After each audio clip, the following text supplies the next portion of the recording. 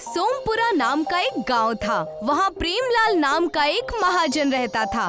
वैसे तो प्रेमलाल बहुत रईस और संपन्न था, लेकिन अपने बेटे रघुवीर से बड़ा परेशान था।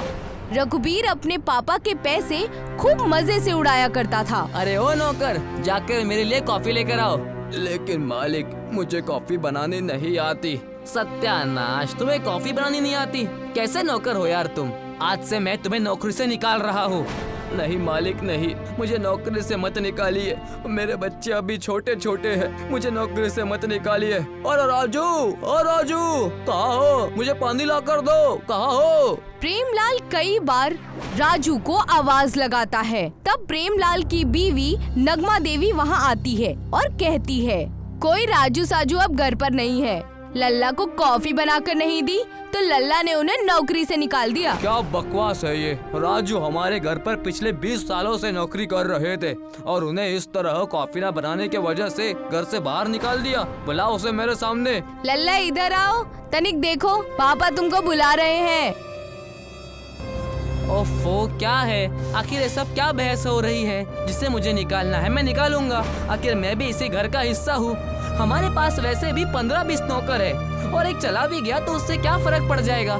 बस इन्हीं सब आदतों के वजह से मैं तुम्हें अपना कारोबार नहीं सौंपता। पता नहीं मेरे जाने के बाद तुम्हारा क्या होगा। तुम क्या करोगे अपने भविष्य में? मैं ऐश करूंगा, सिर्फ ऐश। मेरा जन्म सिर्फ ऐश करने के लिए हुआ है। ऐसे ही रघुवीर अपने मन की मनमानी किया करता। कुछ वक्त बीत चुके थे और प्रेमलाल लंबी बीमारी की वजह से हमेशा अपने कमरे में ही रहता था। मेरी तबीयत अब पहले जैसी नहीं रही बेटा। अब पहले जैसी फुर्ती और मेहनत मुझ में नहीं बची है, इसीलिए मैं अपना कारोबार तुम्हें सौंप रहा हूँ। व्यापार और माँ का हमेशा ख्याल रखना बेटा। वैद्य जी के साथ मैं एक आयुर्वेदिक चिकित्सालय जा रहा हूँ, जल्दी ही ठीक होकर लौट आऊंगा। अब फिक्र क्यों करते हैं? मैं हूँ ना, अब बेफिक्र होकर जाइए, मैं सारी चीजें देख लूंगा। आपको फिक्र करने की कोई जरूरत नहीं है। प्रेमलाल के अस्पताल जाते ही रघुवीर ने महाजन होने की जिम्मेदारी ले ली और लोगों को ज्यादा ब्याज पर पैसे देने लगा। जब कोई पैसे नहीं दे पाता तो रघुवीर उनके घरों से पैसे और उनका सामान जबरदस्ती छीन लिया करता था। मैंने तुमसे कहा ना कि ज्यादा हवाबाजी मत करो। जब पैसे देने नहीं आ सकते वक्त पर तो पैसे लिया भी मत करो। नंदू, इनके घर का पूरा सामान हमारे घर ले चलो, जैसा आप कहे छोटे मालिक। और मुझे छोटा मालिक बुलाना बंद करो और सिर्फ मालिक बुलाओ। ऐसे ही रघुवीर का घमंड 7वें आसमान पर पहुंच गया। धीरे धीरे करके पूरा गांव रघुवीर ने अपने कब्जे में ले लिया। तब राजू ने सभी गांव वालों से कहा, मैं जानता हूँ मालिक के जाने के बाद उनके बेटे ने हमारा घर तबाह कर दिया है, इसीलिए हमें कोई इलाज निकालना होगा। हाँ, राजू भाई ठीक कह रहे हैं। 20 साल नौकरी की, लेकिन उन्हें सिर्फ कॉफी ना बना पाने की वजह से नौकरी से निकाल दिया। भला ये क्या बात हुई?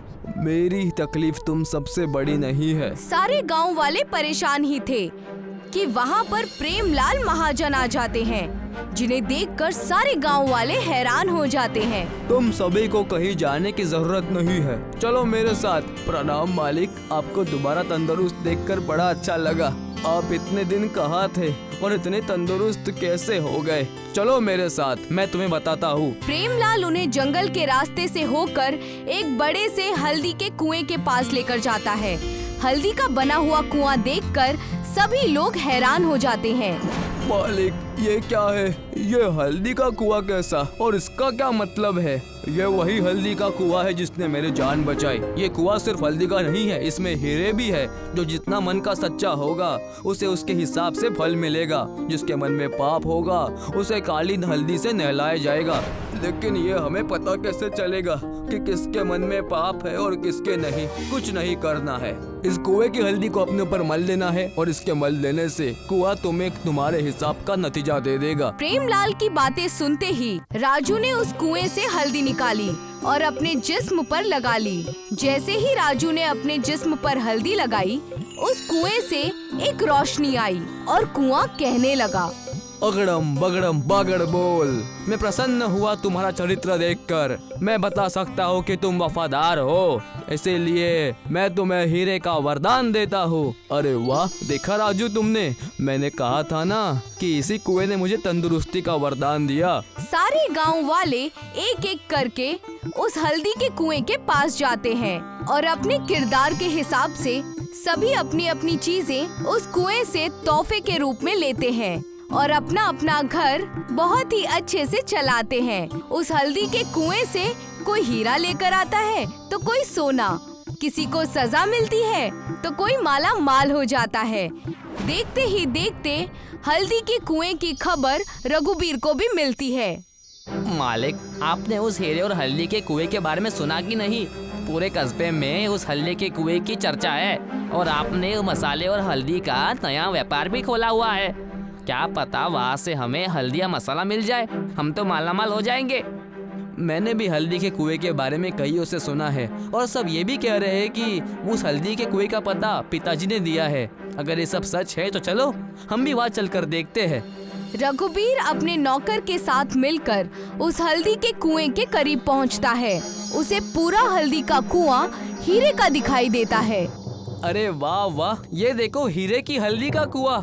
इस हीरे की हल्दी को बेचकर हम माला माल हो जाएंगे। किसी कस्बे वाले के साथ छल नहीं करना पड़ेगा। जी मालिक, सही कहा आपने। मैं भी इसी हल्दी के कुएं से हीरे ले लूंगा और नौकरी आपके यहाँ से छोड़ दूंगा।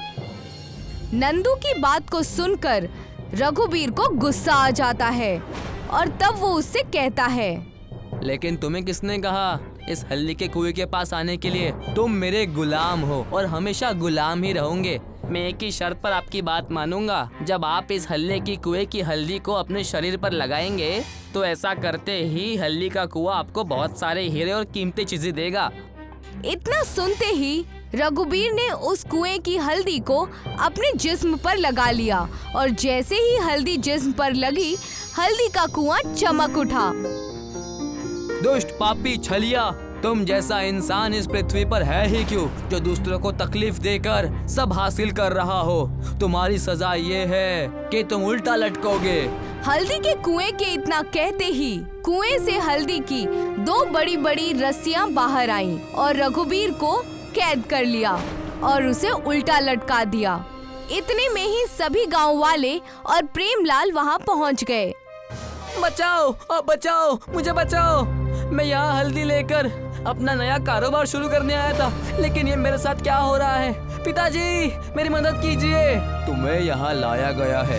नंदू हमारे ही साथ है और नंदू राजू का सबसे बड़ा बेटा है, जिसे तुमने कॉफी ना बना पाने की वजह से नौकरी से निकाल दिया था। मैंने अपने पिताजी के अपमान का बदला लेने के लिए तुम्हारे साथ ये खेल रचा था और ऐसे ही मौके के तलाश में था। तुमने कईयों के घर तोड़े हैं, सभी को नीचा दिखाया है। तुम्हारा प्रमाण भी कुआं तुम्हें देगा। हम तुम्हें इसी हालत में छोड़कर जा रहे हैं। नहीं नहीं, ऐसा मत करो, ऐसा मत करो, मुझे छोड़कर मत जाओ, मत जाओ मुझे छोड़कर, नहीं। और ऐसा ही हुआ। रघुबीर को सीख देने के लिए प्रेमलाल और गांव वालों ने उसे हल्दी के कुएं में लटकता हुआ छोड़ दिया। दूसरी तरफ बचे हुए गांव वाले अब खुशी खुशी अपने घरों में अच्छे से और अमन के साथ रहने लगे। रघुबीर को अपनी गलती का एहसास होते ही उसने अपनी जिंदगी सुधार ली और अच्छे से रहने लगा।